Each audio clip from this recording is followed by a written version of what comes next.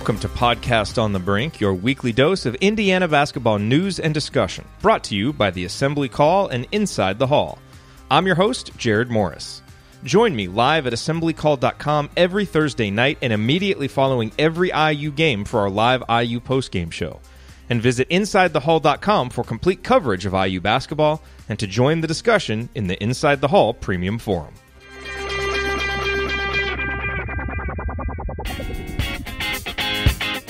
On this week's edition of Podcast on the Brink, it is mailbag time. We opened up the mailbag, you submitted questions, and we got a lot of good ones. So Alex and I go through all of those questions, including a discussion about how we think Romeo Langford will fit with the Boston Celtics. But as you can imagine, several questions about Ed Schilling's departure, what that means for the program moving forward. We got some recruiting questions. We also got a few questions about the team, including kind of what we think is the current trajectory. And then one stat that we think could jump to an elite level for the 2019-2020 Hoosiers based on last year's production. That leads to an interesting conversation. And then really a good question at the end about the Big Ten. And Alex and I talk about some of the reasons why the Big Ten has struggled overall, at least in terms of winning national championships in recent years. So all of that and more coming here on this week's edition of Podcast on the Brink. Before we get to that, a quick word from our sponsor, SeatGeek. Do you ever feel like ticketing websites make getting to the event difficult on purpose? It's like they're so big they can get away with not caring about the customer experience. So what if their site's annoying and doesn't have the events you want? Hello, status quo. The real question is, how easy could it be if those ticketing sites actually cared? So why is SeatGeek better than the rest? Well, a quick look at the App Store shows over 50,000 five-star reviews. How's that for customer satisfaction? And the reason why so many customers are so satisfied is because SeatGeek delivers a better process. SeatGeek pulls together millions of tickets from all over the web, then they rate each deal on a scale of 1 to 10, and finally SeatGeek displays them on an interactive seat map. They break down the details. Green dots mean good deals, red dots are overpriced, and every purchase is fully guaranteed so you can shop for tickets with confidence. I have the SeatGeek app on my phone. It's by far the easiest and fastest way that I found to find tickets. I was just looking on SeatGeek the other day looking for a birthday present for my mom. It is my go-to place for event tickets, and it should be yours too. And SeatGeek will give you $10 off your first SeatGeek purchase. All you need to do is use our promo code. Download the SeatGeek app today and use the promo code BRINK, B-R-I-N-K, for $10 off your first purchase. That's promo code BRINK for $10 off your first purchase. All right, here now is our mailbag episode with me and Alex Bozich and your questions. Here we go.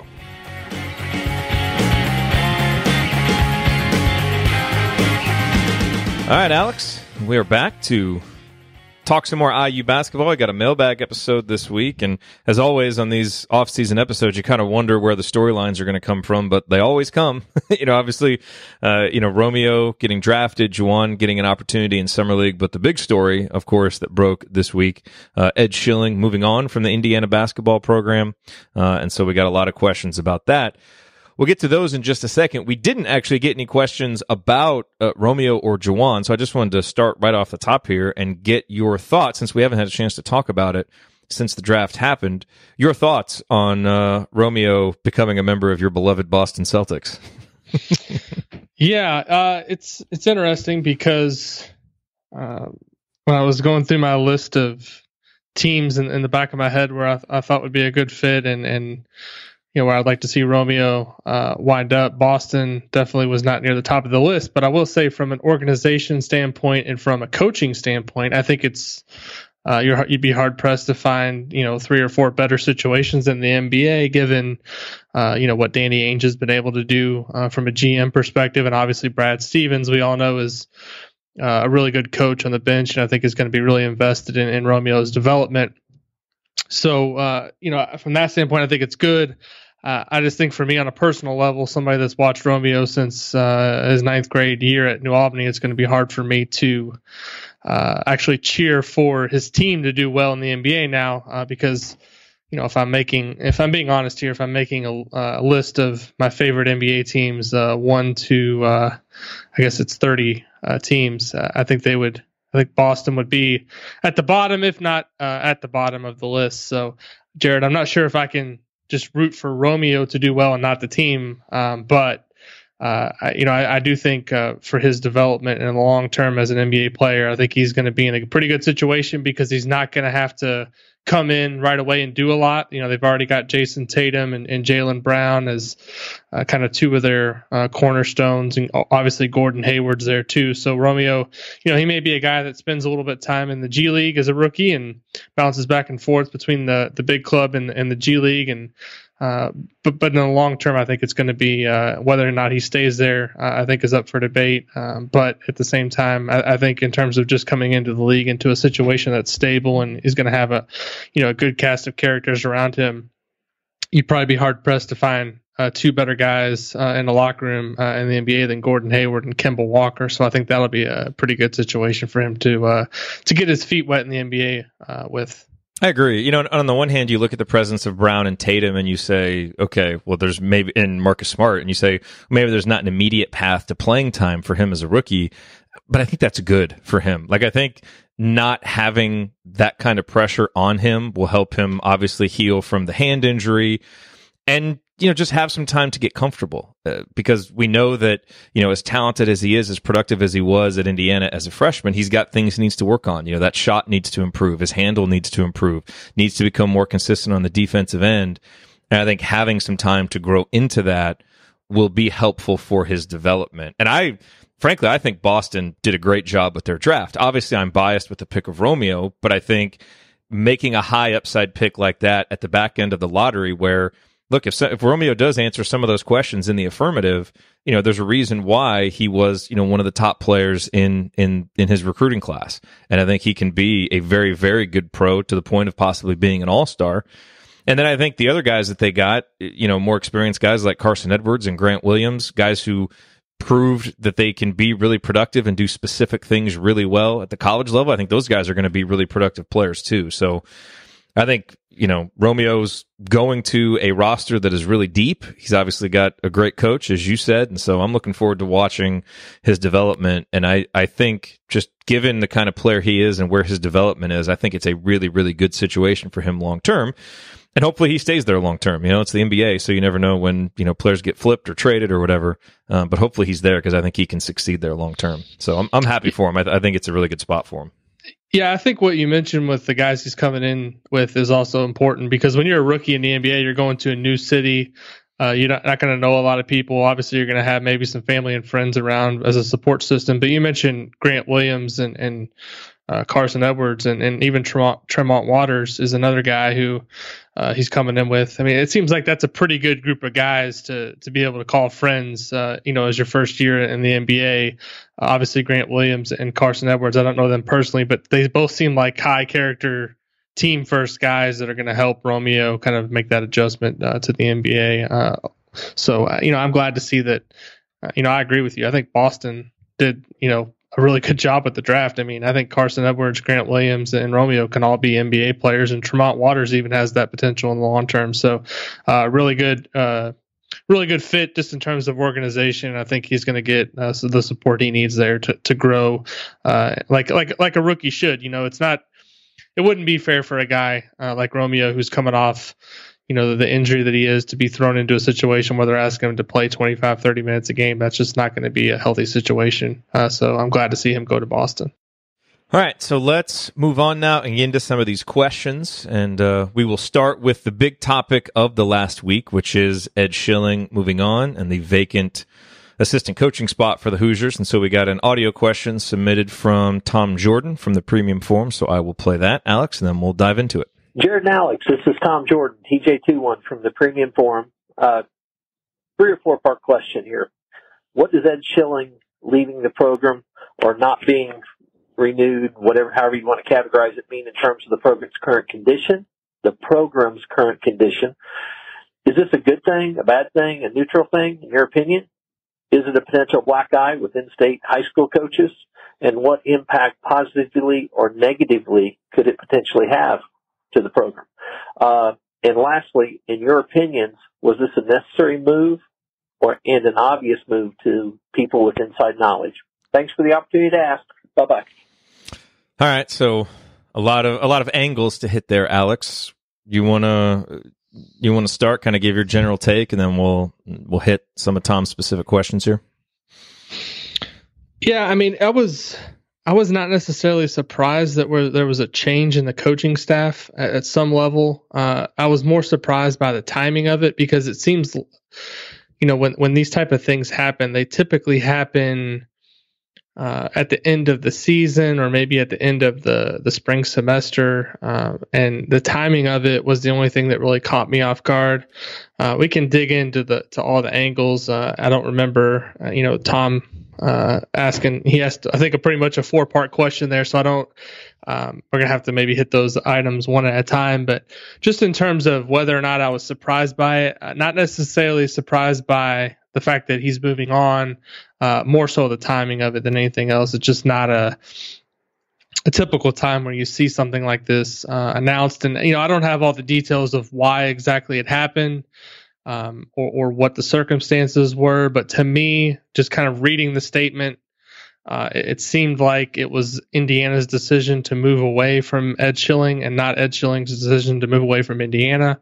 We've obviously not had that confirmed, but usually when you have a statement like what was put out, it's an instance of the school moving on from the coach and not vice versa. And it would be weird timing also for Ed Schilling to say, I am not coming back at this point. I mean, if he was going to find a job somewhere else, at least in as an assistant coach, he would have already done so by now. So, we can dig into some of the other points. I know, Jerod, that you were out last week, and so you didn't necessarily get to give your thoughts on the assembly call on the move. But, I'm kind of curious to hear it from your perspective as well.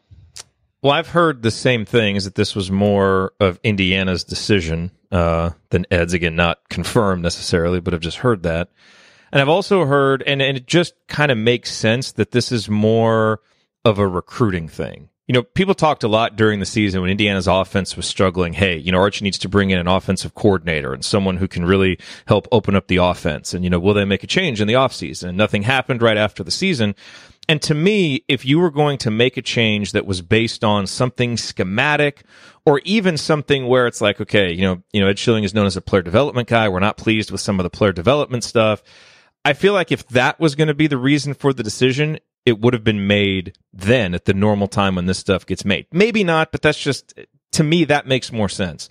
So this seems to be more of a recruiting type thing, which would make some sense, from the perspective of, when Ed Schilling was brought in, I wrote a big article about, 3 reasons why, bringing Ed Schilling in is great for the future of Indiana basketball. And, one of them was player development. The other one was, his relationship with Keion Brooks' father and his recruiting ties in the state of Indiana, because recruiting the state had been such an issue for Indiana, and having a guy who had deep experience in the state, who had deep experience as one of the top, prospects up, kind of rising prospects in the state at that time, it all made sense. Well, as we know, we didn't win the Keion Brooks recruitment. And, whether that had anything to do with this, I don't know, but it seems to make sense that it might have. And, now recruiting in state is pretty good. And Archie and Tom Ostrom and all the coaches have clearly done a very good job of building relationships and now building some of their own relationships. Maybe Ed helped to facilitate some of those in the beginning, but it seems like Archie now, with the camps and just all the legwork he's put in and all the recruits that he signed, probably has those on his own. So if you look at it and you say, well, now we're getting diminishing returns recruiting wise from what we thought we would get, and now we're struggling to recruit out of state, maybe it makes sense now to make this decision from a recruiting perspective to find someone who maybe has, a pipeline somewhere out of state. And I don't know if that's the direction that they will go, but you and I talked about this a little bit before we came on air, is that's kind of what would make sense. So, I'm spitballing a little bit here, but as I've kind of thought about it, just kind of trying to think through it logically, that's what makes the most sense to me. I would feel a little bit better if they had named a replacement pretty soon thereafter to kind of suggest that, they kind of had, identified someone they really liked and that person's here.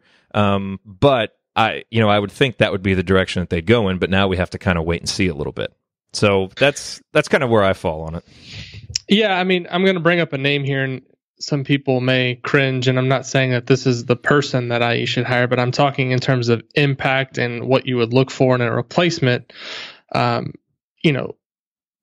Someone like Kenny Johnson, when Indiana hired him. Now, I'm not saying the Kenny Johnson that got into trouble at Louisville, or the Kenny Johnson that's been, accused of wrongdoing by, whatever happened at Louisville, but I'm talking about when he came in, you mentioned the pipeline, right? So he had a pipeline in DC, in the DC, Maryland area with team takeover. And when Indiana hired him, the recruiting obviously took a significant step up in terms of recruiting the East Coast. You mentioned obviously Ed Schilling and what he had done from a recruiting perspective. I don't necessarily think it was tied directly to the Keion Brooks situation, but I agree with the fact that what you said, that Indiana is doing a fine job recruiting in the state. And so if Ed Schilling doesn't have ties outside of the state or an ability to go get players, and you look at Indiana's recruiting right now, it seems to be in really good shape in Indiana, but it needs help elsewhere. It makes sense to go find a guy who has a connection in a certain area with a certain school or with, a certain grassroots program that can get you an immediate shot in the arm from a recruiting perspective, because I think that's the one thing right now that's a concern when you look at the direction of Indiana's program is, you feel like there's a pretty solid nucleus of players. You feel like things are progressing, maybe not as quickly as some people would like, but where are the players going to come in the next couple of classes? There's going to be a good chance that they get Trey, Galloway, and Anthony Leal, but who are they landing from out of state?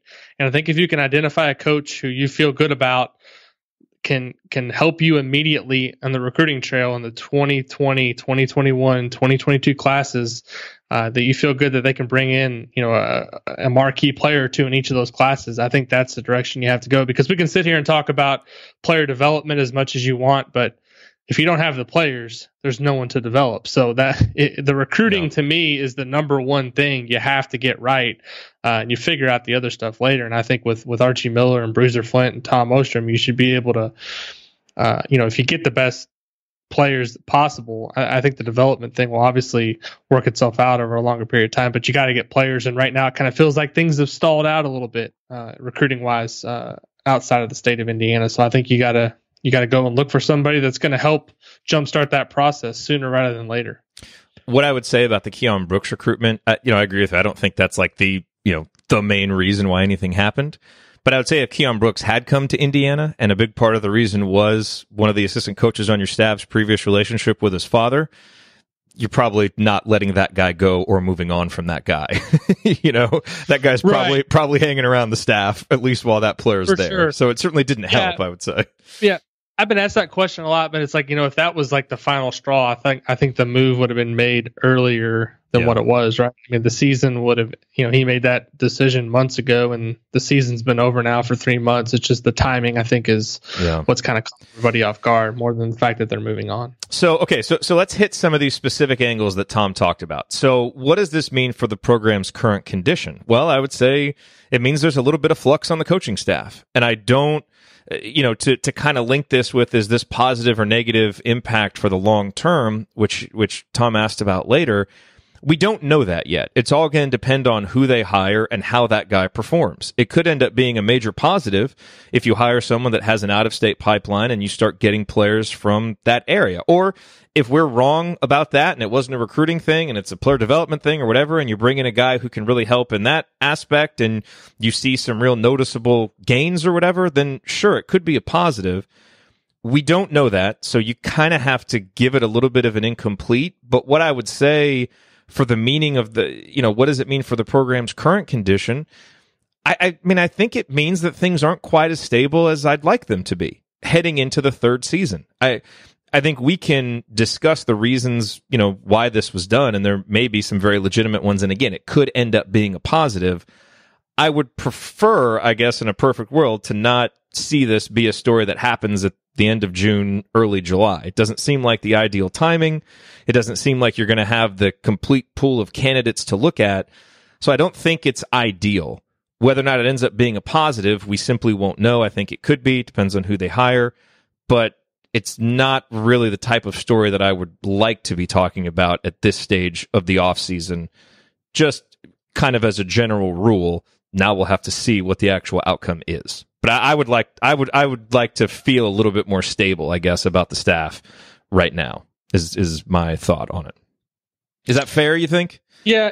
I mean, I think it's, if it, we don't know all the reasons behind the move, but if it was a recruiting thing, and I think it's an acknowledgement that things aren't where they need to be from that perspective right now, and that they're looking for to go in a different direction in terms of somebody that can help them get players from outside of the state of Indiana. You mentioned that Archie's got things rolling from that regard, but when was the last I can't remember who was the last key out of state recruit that Indiana landed at this point. Hopefully Race Thompson or Jerome Hunter become that guy. Right. But those of, that's what, the summer of 2017 when both of those guys committed. Does that sound right? It was a couple of months after Archie got on the job. And so, I think I would like to say it's going to be a positive if it works out in terms of, Indiana being able to get some players on the trail. But, we don't know. It's impossible to answer. I just think you asked if it's a positive or a negative or kind of what it says about the current state of the program. I think it says that things aren't where they need to be right now, and they're making a change for that reason. Yeah, and this may sound like I'm straddling the fence a little bit, but I think it's kind of a nuanced question. In that sense, I'm somewhat happy that that they're making a change or that a change is being made, because I agree with that. Like I think the in-state recruiting has gotten a lot better. I'm happy with all the guys that we have and those kinds of things. But you would like to see Indiana be able to go out and land some more of those out-of-state guys. And I think the opportunity to maybe get a guy like that could help for the future. So it's disappointing to be in the position where you have to make a choice like this or make a move like this in the middle of the summer. But given where we are, there's a part of me that is happy that they're not just being complacent and are going to make a change that can hopefully help spur things. So it's disappointing that you have to make a decision, but at least it's good to know that they're not just kind of sitting on their hands being complacent. They're trying to make moves and make changes and seem maybe a little bit dissatisfied with where things are, which matches, I think, what the majority of the fan base feels like. So in that sense, I think it can be a good thing. The other thing in terms of just recruiting Indiana in general, it's fine to have Indiana as a state, kind of be your main pipeline. The problem with relying on only that is the case like 2020, where you've got good players, obviously, in Trey, Galloway and Anthony Leal, but you don't have that cream of the crop top 50, top 40 kid that's going to come in and make that instant impact. And so we've seen these last two classes, Romeo Langford's obviously a guy in 2018 that they had to get, and they got him. 2019, same thing with Trace Jackson Davis. I think 2021, a lot of people feel like Christian Lander is going to be that guy, that 5-star type guy. But in these classes where you don't have that, you got to be able to go to other areas and get guys. And I think that's kind of the problem right now is you look at these recruiting boards for 2020, and there's a lot of guys that IU's in with, but does anybody really feel like that any of them are definite? At this point, no. And if there's a guy out there that can help you get one or two of these guys, and it's also going to be an asset on your bench and maybe help in future classes, I think that's kind of the direction you have to go in. And really right now, kind of depending on what the outcome of this coming season is, the thing that Archie Miller is going to be able to sell going forward is, hey, this is kind of what we're building in terms of who's coming in next. And, some of that momentum that they had with the Romeo, Rob Finnessy, Jerome Hunter class has obviously died down because Romeo's already gone. Jerome Hunter, we don't know what's going to happen with him in the future. So the next thing that they have to do to kind of build, some momentum for the future is really round out this 2020 class in a major way. And Archie put a specific number on it when he talked to Hubert. He was thinking, they want to get 4 guys. Well, who are those 4 guys going to be? Right now, I think it's very much up in the air, and I think this is a pretty pivotal moment just in terms of the future of this program, the next 3 or 4 years, how they finish out this class and what they're building towards. The other angle Tom had is this a potential black eye? Given the relationships that Ed Schilling has or seems to have in state, could a move like this maybe hurt some of those relationships that Archie has built? I don't know enough about the politics of Indiana recruiting and all of that stuff to really give an answer on that. Do you have any thoughts on that angle? I can't imagine that it would, or that Archie would be foolish enough to do something in such a way that would do that, but Again, I don't know. I don't think so. I mean, the relationships that are important in most of these cases, I mean, at least in the Romeo situation and the Trace Jackson Davis, were with the family and, not really even the AAU coach in those situations. It was basically, to build a relationship with the family. So, I think some of that stuff got a little bit overblown with Tom Crean and his relationships with high school coaches around the state. I mean, can that stuff hurt you? Yes, but ultimately the person you have to convince is the family and the people around the recruit that are helping them make the decision, not the high school coach. I mean, not to minimize what high school coaches do, but I can just tell you, going back to the Romeo Langford recruitment, Jim Shannon was obviously there and kind of knew everything that was going on, but he wasn't, if he wasn't in Romeo's ear telling him what to do or anything like that. And I think that's kind of the situation in most of these cases, where you have to focus on the relationship with the kid himself and the family around them. And could a high school coach hurt you if you kind of spurn them and maybe gave them reason to speak badly of you? Yes, but I don't think this is a situation where it's going to be looked at where I don't think Ed Schilling is a vindictive guy that's going to go out and say, hey, don't go to Indiana for whatever reason. And I don't think it doesn't seem like it's a situation where anyone's really leaving on horrible terms or anything like that. Obviously, you don't like to see somebody lose their job, but I just don't think it's gonna make a huge impact and hurt Indiana in future classes in terms of in-state recruiting. Yeah. All right. Yeah. Great question, Tom. Appreciate you presenting all those angles. So let's go on to this is kind of the last angle to hit with this. This is from Luby 1013. What are the top qualities you think Archie is looking for in an assistant coach? Top experiences to consider, and give us a few names you'd like to see considered, including at least one who would surprise us. So we talked about this a little bit, and I think, Alex, you and I are both on the same page that we feel like this decision was made from a recruiting standpoint. We both feel like the most important impact that a new assistant could have would be, kind of a hungry assistant coach, maybe a young assistant coach, with a pipeline that they kind of bring with them. And I think that's all pretty obvious. I would say, you look at the remaining guys. Obviously, Archie is here, Bruiser Flint, Tom Ostrom. I still go back to some of those thoughts and some of those conversations that we had in the offseason about a guy who can help with the offense. Now, I don't know if you can find both of those qualities in the same coach. And I think I would side with what we talked about earlier, that if you have to have one or the other, give me the recruiting.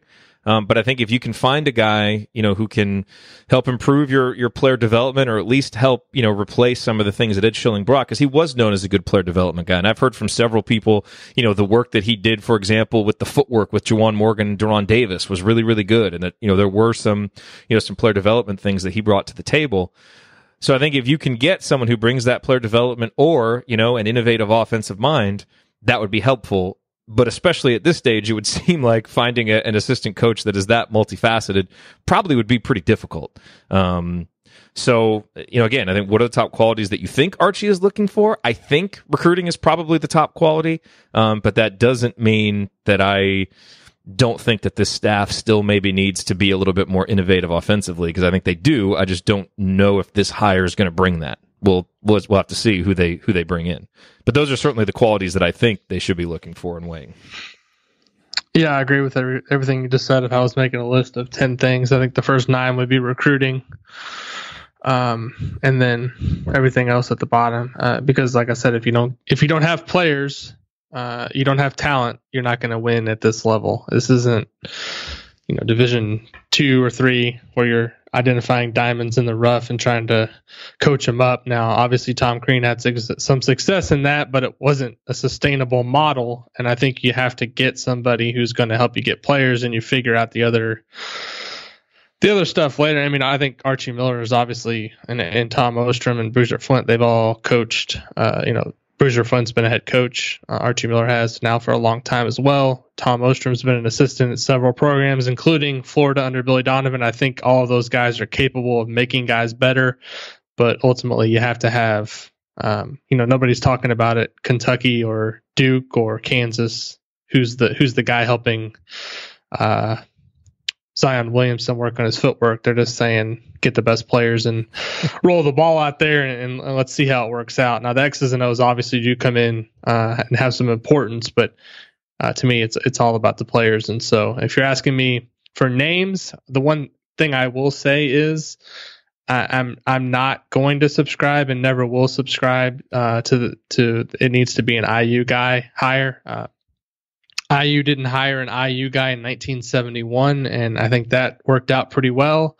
And, frankly, get the best guy for the job, whether or not they're an IU guy. If they are, great. If they're not, I don't think you reach for somebody just because they have ties to Indiana. It doesn't mean that just because they graduated from IU or have ties from to the school in some way that they're automatically going to be successful. So that to me is something that is thrown around for whatever reason. But to me, it's not even really something that I would even put near the top of my list of considerations.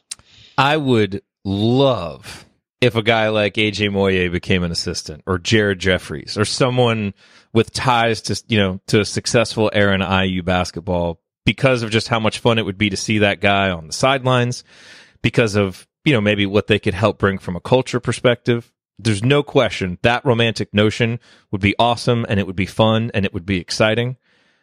But I agree with you that tie is not one of the criteria that I would use. I might use it as a tiebreaker, right? If you've got a couple of guys that you think are really even, it's like, well, okay, you know what? This guy played on the 2002 team that went to the national championship game. Let's bring him in. But if that guy doesn't bring recruiting connections, or doesn't, have a demonstrated history of being able to help you in some of these other areas that you really want, I think you got to go with just the best guy for the job and put those romantic notions of bringing an IU guy back to the side, because I think you can make more bad decisions weighing it that way than I think you're going to make good decisions. And I feel like Archie will do that. Like, I'm not at all worried that that's going to be the thought, but I just hope everybody views it that way. Like, I think it's okay to kind of feel that, feel it tug at your heartstrings that you want to see a guy like that back on the sidelines. And I think there's some merit to it, but I think ultimately you've got to get the best assistant coach. And, I think you probably got to get the guy that's going to help you bring in the most players. So, hey, if Sean Miller's not going to be at Arizona, why not bring him in, right? I'm not touching that one. Just kidding. Just kidding. Okay, anything else on Schilling, assistant coaches? And like, as far as names, I do not know the assistant coaching pool well at all, so I couldn't even really begin to offer up a name. I guess it's one of those things when we start hearing some names, we can all go out and research them, but I don't even really know where they're going to be looking. Yeah, and it's not like a head coaching search where you have a pretty good idea of like who's out there and who would come. This is, like will they go after guys who have current jobs because Indiana will theoretically be able to pay more? Is that, or are they looking at guys that are out of work? Like, is that something that gets done at this point in the summer? I don't know. Personally, I would be going after somebody who is employed right now somewhere else. If that's the best candidate, that wouldn't be a barrier for me. So I don't know exactly what the protocol is on that from the coaching fraternity standpoint. But I think you go out and you try to get the best person. If they're employed somewhere else, that person's gonna have to make a decision. The place where they're currently employed, do they want to match the offer or not? I mean, this is like anything else in business. You get a better offer and you go, you move up the ranks. So that's kind of where I'm at on it. But there's I would be shocked if Archie Miller or if this move was made without somebody in mind. I feel like there's got to be at least a short list of guys that they feel like they have a good chance to get, and so we'll continue to monitor. But it's not something you put together a hot board for. The assistant coaching search hot board. I mean, who knows where the person's going to come from? But I think they'll do a good job and get somebody who's going to make an impact, whether that be from a recruiting or a player development or hopefully both standpoint. Well, maybe this is a content opportunity for Inside the Hall. We've got recruiting boards. Maybe you could corner the market on assistant coach hot boards. Yeah, if you want to send me the list of 15 names I need to put on there, I'll go ahead and get right on that. But I wouldn't even know where to begin. Me either. Okay, so let's hit some of these other questions. Moving on now from the assistant coach topic. We got a few on recruiting. So this is from Hoosier Ladybug. What are the chances that we get Leal and Galloway? How is the recruiting going with Schilling not around? Heard that Purdue is getting 3 7-footers. How is Archie going to beat those guys? Chances that we get Leal and Galloway. I talked about this on Assembly Call a couple weeks ago that, there's definitely been, it feels like there's momentum, with Trey Galloway. Maybe not as much with Leal, and that's just kind of the reading tea leaves, type thing on that. But where do you stand? I think on your most recent recruiting board, Galloway was up at the top, was he not? He was second. I still had Leal first. And you didn't. Somebody asked me about that in the forum and why that ranking. And I said it was basically splitting hairs in terms of putting them, and even Matt Cross to an extent. I think he's another one that has obviously made a junior year official visit. I think Leal may take a little bit longer than Galloway.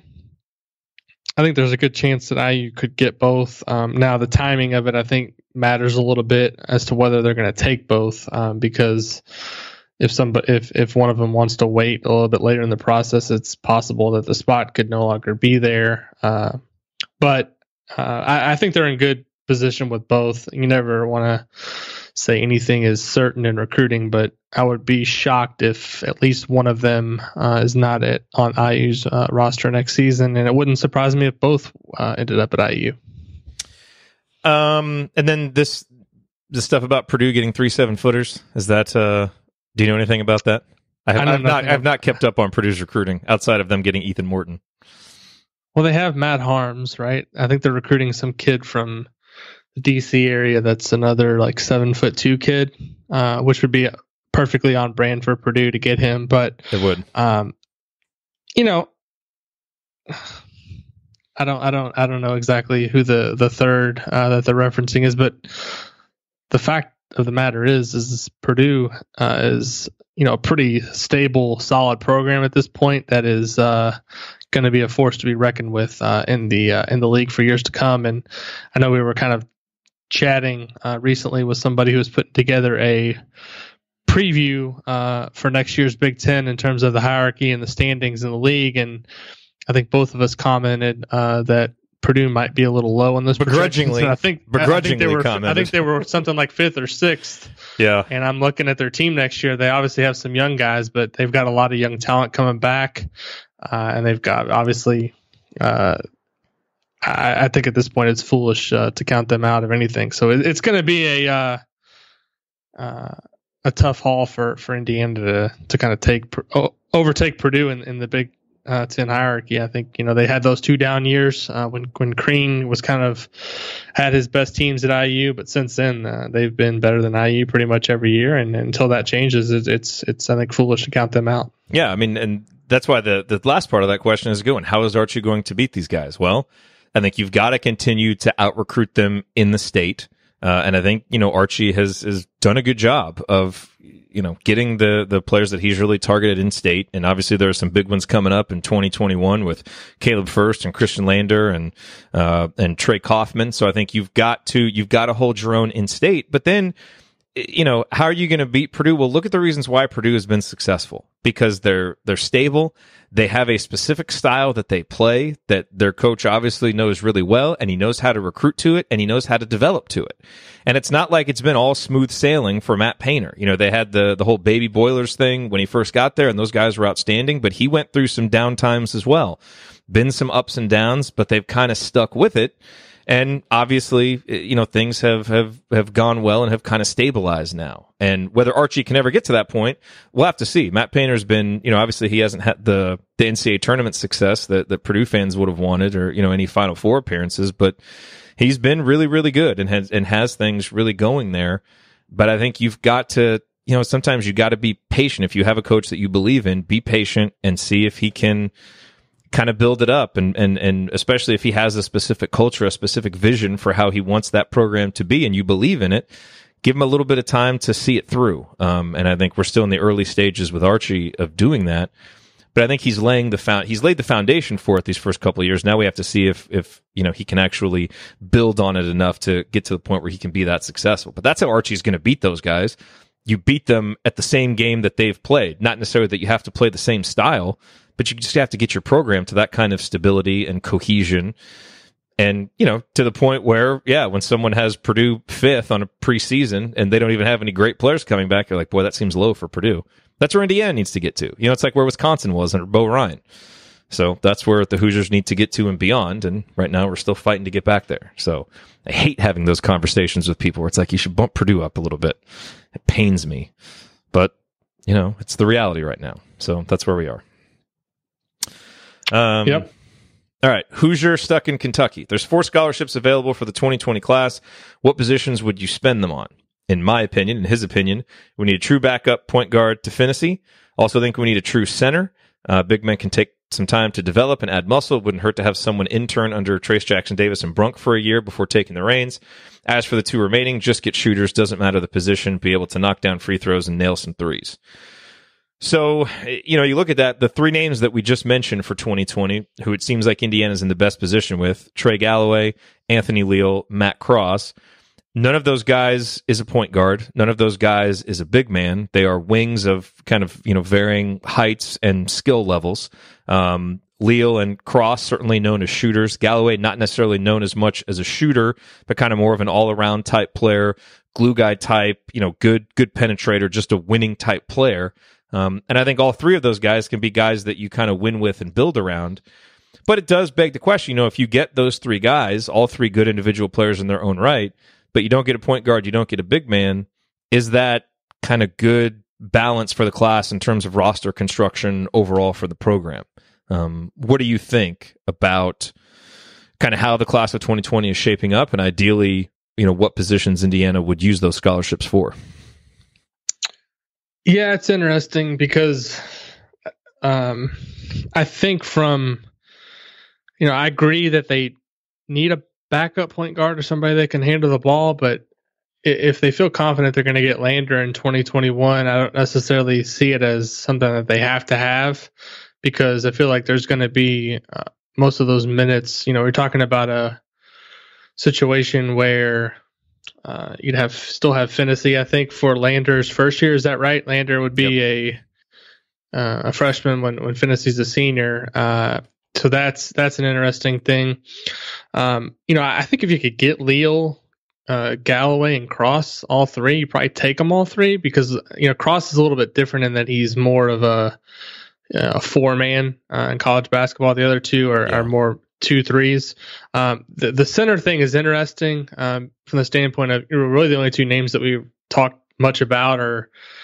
IU seems to have a ton of momentum. Obviously, this can change with our Zach Loveday and Dawson Garcia. And I think, obviously they would take either one of those guys. But, they seem to be in pretty good shape. Obviously, you got Deron Davis this coming season. But beyond that, you still at least have Brunk for 1 more year. And obviously, Trace Jackson Davis is going to be around. But I do agree that it might not be something where you have to get a true center, but you need to get somebody that can rebound and at least play around the basket and defend. So whether that's more of an athletic power forward that can block some shots, or a guy like Loveday or Garcia, I think that's what you do. And I'm not totally convinced that it's only going to be a 4-man class. I think they could get to a situation where if somebody leaves or something like that, they could take a 5th guy. So we'll see. These things are always fluid, but I think in terms of what he said in the question in terms of the composition, I think all of those things make sense. A little bit of everything. I think that would be a really well-balanced class. I just think it's all going to come down to who's ready to commit and when. There's only going to be so many guys that are going to want to sign in November.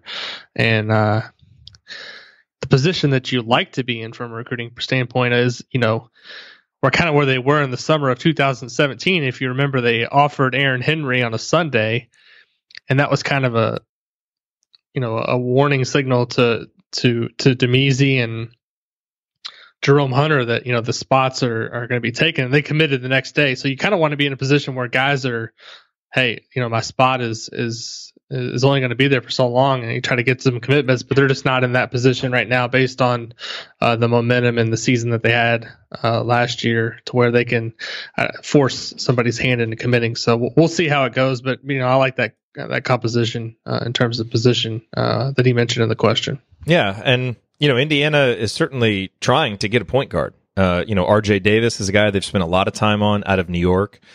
You mentioned from a big man perspective, Loveday and Garcia, and you're right, Indiana would obviously take either one of those guys if they wanted to come. But in addition to Davis, Indiana's, been active with Caleb Love for a long time. He wouldn't come in to be a backup point guard. He's an elite type player. How much of a chance Indiana has at him or DJ Stewart or Hassan Diarra, some of these other names that you hear bandied about, I don't know, but they certainly are, trying to get that guy.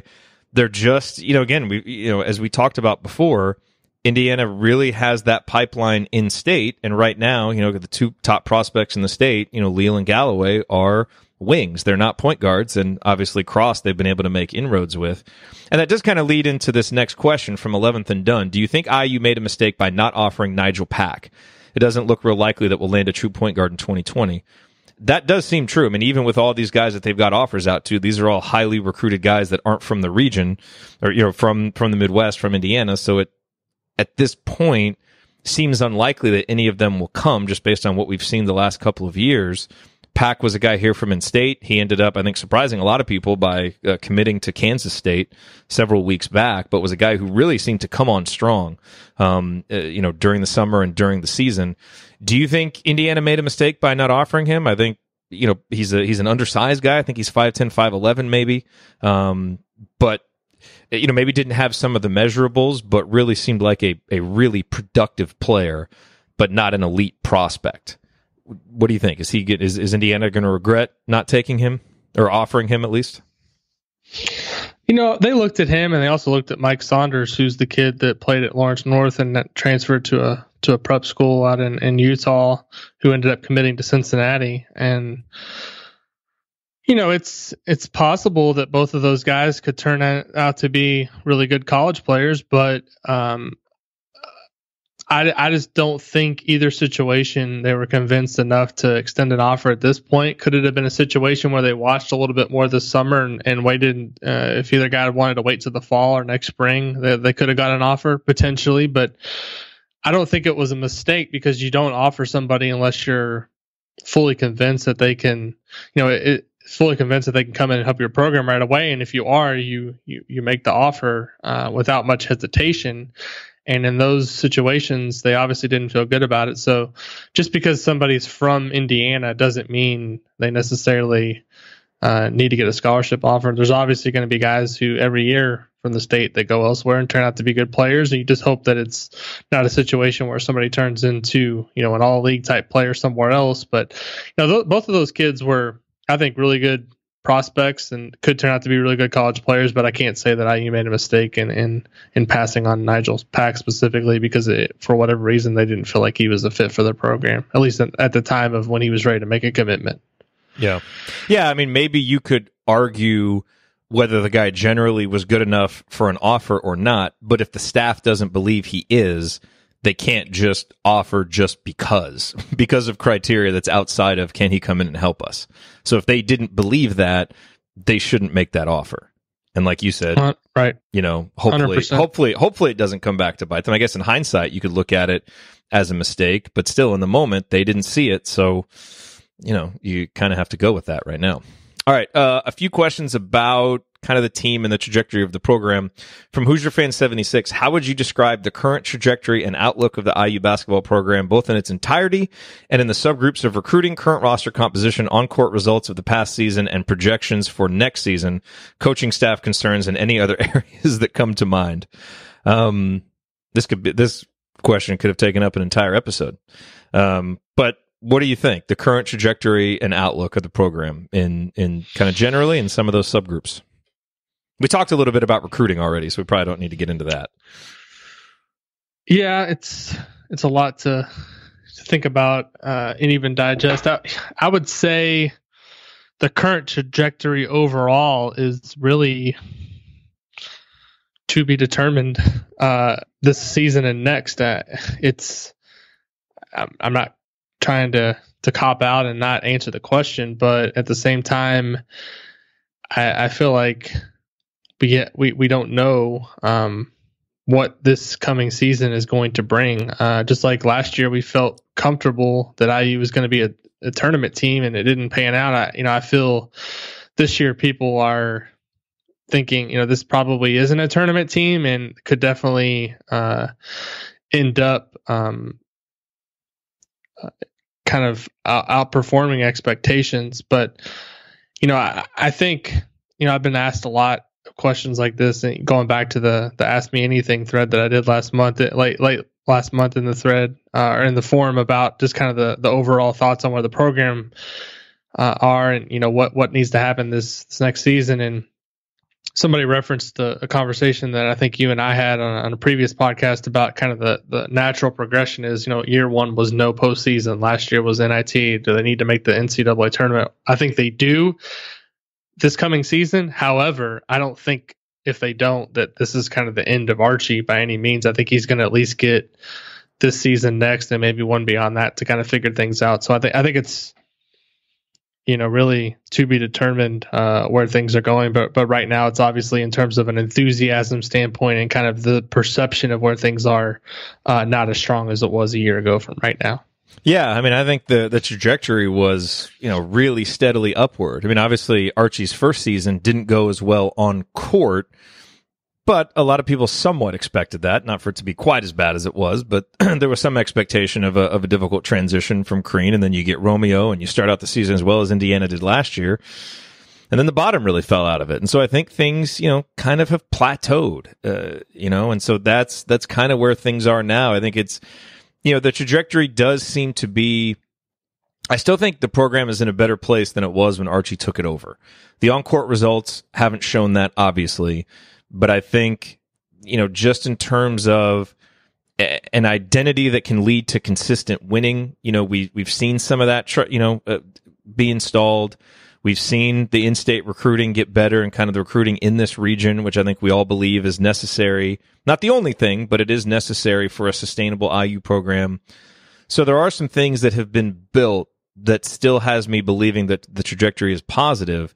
But, I'm not that I'm not as enthusiastic, but I'm maybe not quite as confident as I was a year ago. There have been some other questions that have also kind of cropped up that maybe I wasn't expecting to have to look at and consider so early in the tenure. So I think that, the honeymoon period is certainly over. And I think that just initial wave of enthusiasm and everything's great, man, we're getting all these recruits and yada, yada, that stuff has slowed down. Now the on-court success has to come.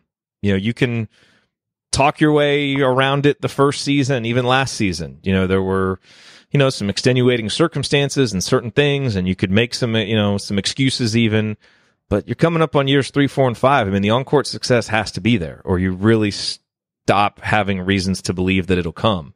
So I think you're right to a certain extent. It is to be determined.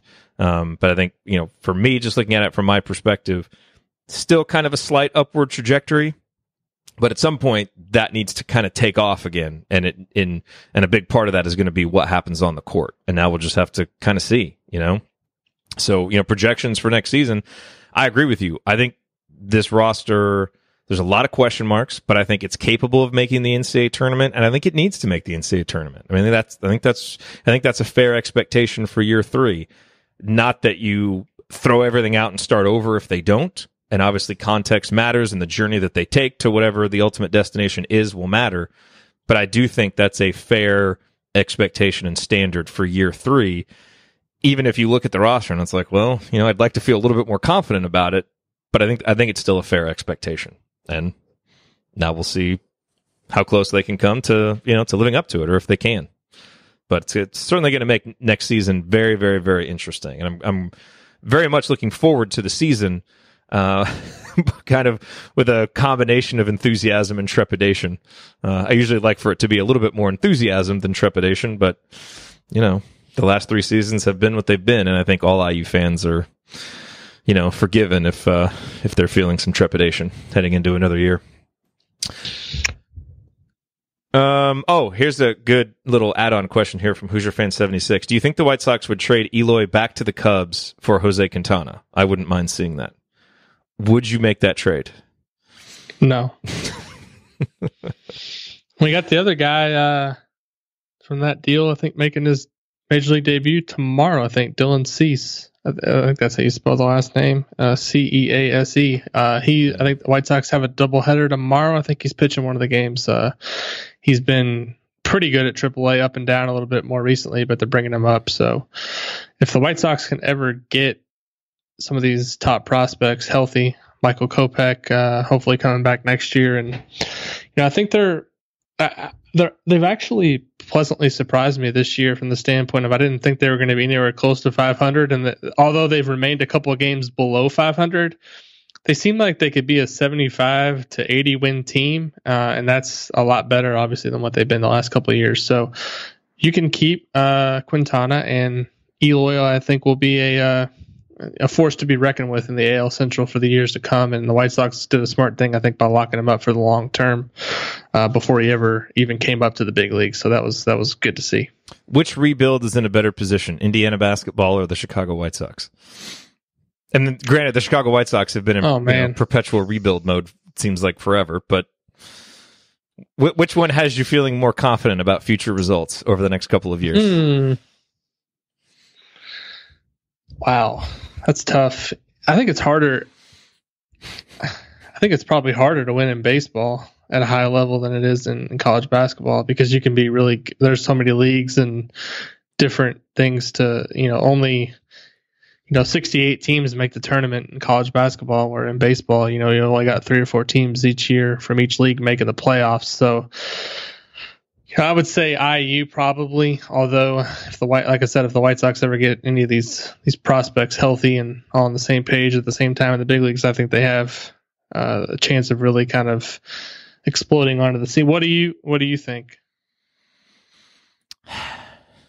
It's a tough question. I think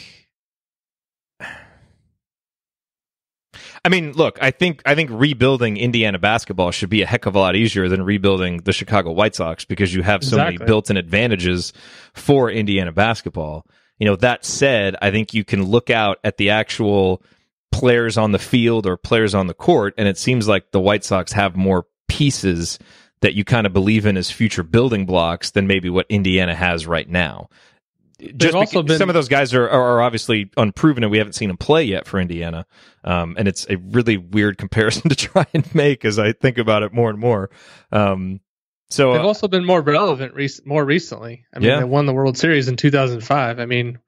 Everyone talks about IU's banners, but 1987, we're now kind of entering an era where, any kid that's recruited has no recollection of anything that happened before, the year 2004, 2005. Some of these kids that are being recruited now, can't even remember LeBron as a rookie in the NBA.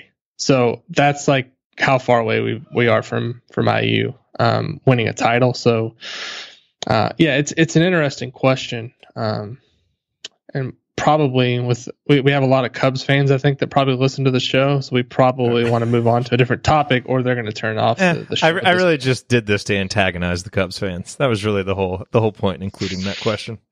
That's I think Hoosier Fan 76 is a proud Cubs fan, so he is. At least he's admitting. It's all right. Ryan Phillips, of course, a San Diego Padres fan, likes to throw Fernando Tatis back in my face since we traded him for James Shields. I think I saw a tweet today that the White Sox are getting ready to sign Tatis's younger brother. So hopefully he's the same caliber of player, and hopefully this time we do not trade him for the equivalent of a mop-up pitcher with a huge salary. Not only the fact that they traded him for James Shields. It's not like James Shields was like Max Scherzer. This was not even peak James Shields. This was washed up James Shields with a lot of money owed, and they gave him one of the best players in baseball for him. It's just sickening. All right, maybe I'm going to vote for Indiana's rebuild better, since the White Sox. That would be like Archie Miller trading Rob Finnessy for, I don't know, a bucket of basketballs or something. Not good. Okay, let's move on here. Luby 1013, because this is an interesting question. If you guys could project one team stat to jump to an elite level for the 2019-2020 Hoosiers based on last year's production, what would it be, and what would that actually look like? I have an answer to this, but I'm curious what yours is. Go ahead and give it, because I haven't done any prep work on this. So I've been saying this a lot all off season, and I guess look, it's going to depend on how you define elite. But I think Indiana's going to have a top 100 3-point shooting team this year, in stark contrast to the last two seasons. The cutoff last year was 35.8% to be top 100. You can expect that to be lower this year because the 3-point line is moving back, so all the percentages should take a dip. But look, I think if Indiana can just get into the top 100, even if they're like 98th, I think even though that's maybe not technically elite, that would be more, good or very good.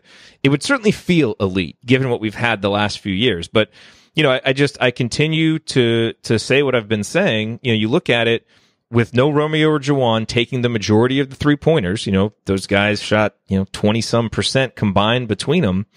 The majority of your 3-point looks now are going to go to Devontae Green, who's a career 38.9% shooter, Rob Finney, who was shooting 40% prior to his concussion, and Al Durham, who jumped from 28.6% to 34.8% last year. I don't think it's unreasonable to think that those three guys who are going to take the majority of your threes, those three guys will probably take 75 to 80% of the 3-pointers that Indiana takes. They could combine between them to shoot 37%, 36% maybe, something like that, which would be really good. And then obviously, Demezi projects to, probably shoot a few more threes and hopefully do so at a better percentage than he shot as a freshman. And he's a guy who is known as a shooter. Justin Smith, who knows how many he takes and if he improves, but I can't imagine his volume is going to be very high. And then Armand Franklin, he'll probably struggle some as some guys do when they're freshmen, but he projects to be at least a solid shooter who's probably going to give you 33 to 34% shooting. And I know, people wonder, okay, but are these guys going to get some of the same looks that they got last year with so much defensive attention applied to Romeo and Juwan? And that is a fair concern. And so, maybe they won't get some of those same wide open looks. But I still think with the inside guys that we have, Deron Davis, Joey Brunk, Trace Jackson Davis, who are going to demand attention, and all three of whom who are really good passers, we're still going to get a lot of good inside out looks because Indiana's still going to want to play inside out. So, and again, I think a lot of those looks are going to go to guys who should be shooting them.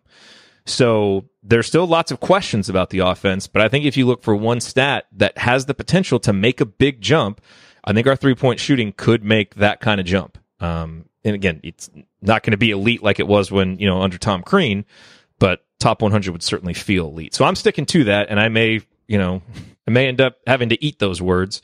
And that improvement might come and probably will come with some, with some other numbers, some other areas of the offense not doing as well, notably the 2-point percentage, because you don't have Romeo and Juwan there to prop it up.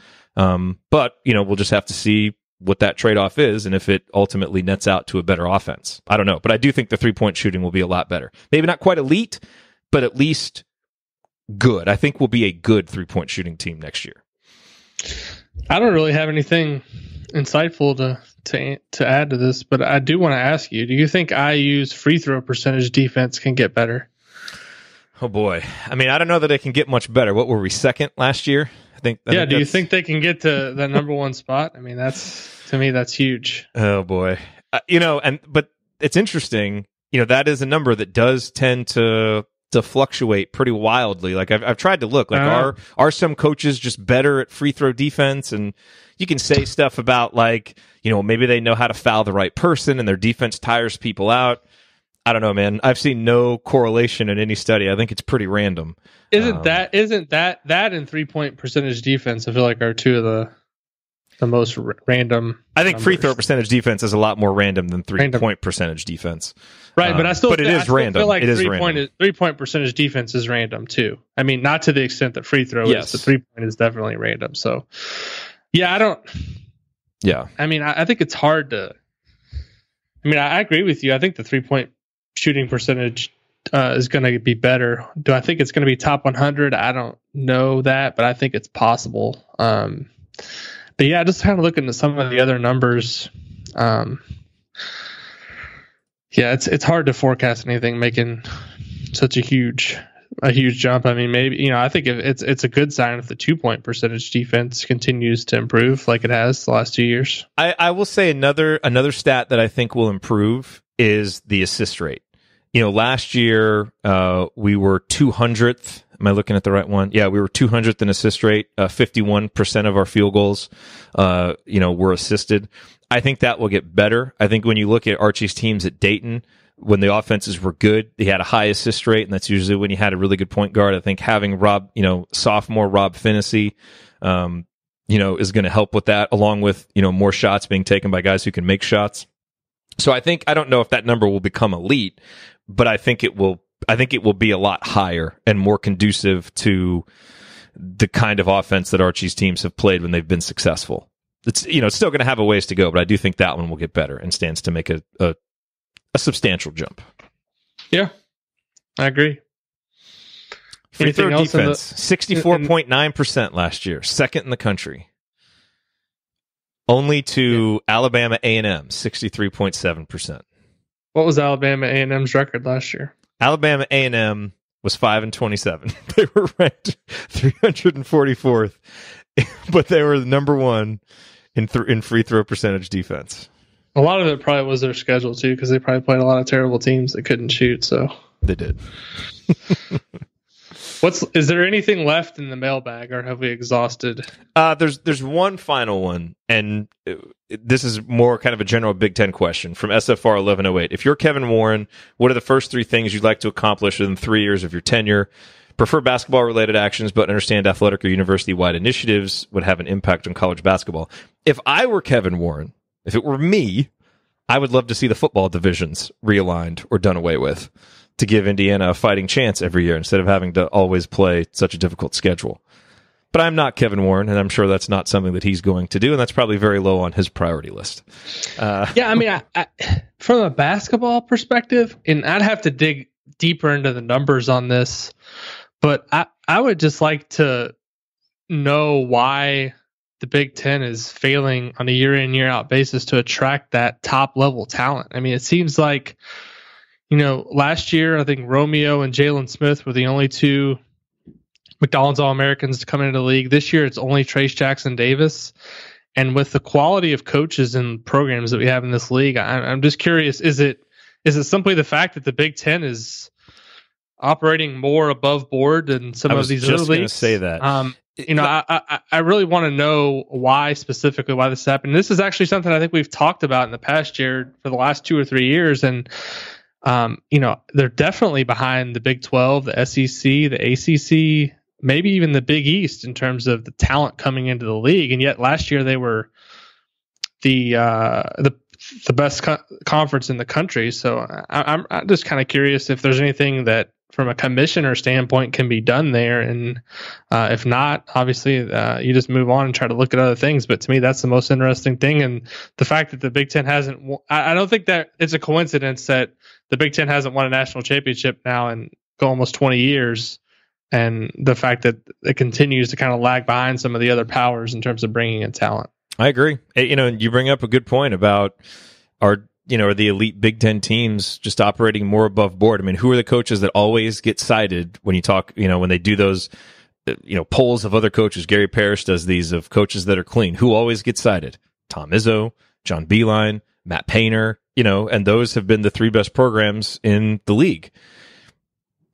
Maybe there's something to that. Wisconsin too. Yeah, Wisconsin too. Another one. Given what we know of what's been going on in college basketball. So maybe there's something to that. And I'm certainly not one to say that, the Big Ten should change that. I mean, let's win the right way. But, that could be part of it. How do you combat that? Maybe let's take some of that Big Ten network revenue and put it directly into college basketball recruiting budgets. And, not for paying guys, but just to have bigger budgets to, more private jet flights to and from events. I don't know, but I agree with you. That would be something to look into to see if there's something just systemic conference wide that could be changed. You're not going to tell, Matt Painter, hey, go be dirty so that we can fix this, because he's not going to do it. But what are there things that could actually be done conference wide to help improve that? I don't know, but I think that might actually be an interesting thing that we could look into in an off-season episode. I don't know who the best person from a national perspective would be to get on to talk about this topic, whether that be Gary Parrish or Jeff Goodman or somebody else that kind of knows the ins and outs of the scene. But I feel like there's something there that we could at least discuss and kind of get some insight. And I feel like those maybe those guys would be a little bit more forthcoming or open, at least kind of giving their opinions on it. But to me, it is interesting. I mean, you have, I think the Big Ten, I don't know how many years now it's been in a row. It's from an attendance standpoint, it's been the best league in the country. They've obviously been front and center in terms of having their own network longer than any other league. And for whatever reason, the recruiting is just not on par with everybody else. And is it what we say it is? Is it just that, you know, the Big Ten maybe is operating a little bit more above board than other leagues? Is it something else that we're missing? I think it would be an interesting discussion to have with somebody that maybe can lend a little bit more insight than what we're thinking of. So, yep. All right. Well, we have gone past an hour here. That is a healthy mailbag episode. Thank you to everybody who submitted questions. We appreciate it. Thank you to the IU basketball program for continuing to provide off-season storylines, as they faithfully do. How about let's have a commitment or two, and then we can discuss those. No that would be good too. Man, it feels like it's been a while since I mean, I guess Brunk isn't that long ago, but I don't know. I agree. We need a commitment. We need to get some positive mojo going back. Getting back. Previously to that, it was Trace, right? And that previous to that, and that wasn't really. There was no real build up to that. It was like, well, he didn't decide early, but wait, now he did. He sent in his letter of intent. I mean, Ramon Franklin, that wasn't really. It wasn't a huge build up to that because I think everyone felt like that was the direction it was going. So hopefully, some of those dominoes start falling here sooner rather than later. Yeah, and recruiting is one of those things. It's so like, what have you done for me lately? What's happened in the last week? Because you say we need some recruiting momentum. Man, I am ecstatic about Armand, Trace, and Joey Brunk, what they're going to bring to the program, especially Armand and Trace, what they can mean long term. But you start to feel antsy. You get those guys, then you start turning your attention to the next class, and it's like, okay, we know we need the next commitment. So, for sure, Trey, Anthony, Matt, the ball is in your court, and we are here ready to break it down whenever you decide. Absolutely. I can't wait for the Ryan Phillips scouting breakdown of all three of those guys. Absolutely. I'll be looking forward to that. He will watch the tape and break it down. The more he pops off about the Fernando Tatis acquisition, the more I feel I'm going to have to give him a hard time anytime his name is brought up. So I'm ready. I'm ready and waiting. Ryan, back to you, buddy. It's your move. I've moved my chess piece on the board. Back to you. Good stuff. It's becoming an episode of the Assembly Call here all of a sudden. Exactly. All right, everybody. Thank you for listening. Alex, thanks for being here, and we'll be back to talk more IU hoops next week, hopefully with a commitment, maybe. Who knows? We'll see. Thanks, everybody. Talk to you then. Thank you for listening to this episode of Podcast on the Brink. We always appreciate you being here. Remember to join me and my co-hosts for more IU basketball talk at assemblycall.com, and visit Alex over at insidethehall.com for complete coverage of Indiana basketball. If you want to support Podcast on the Brink, here is the single best way to do it.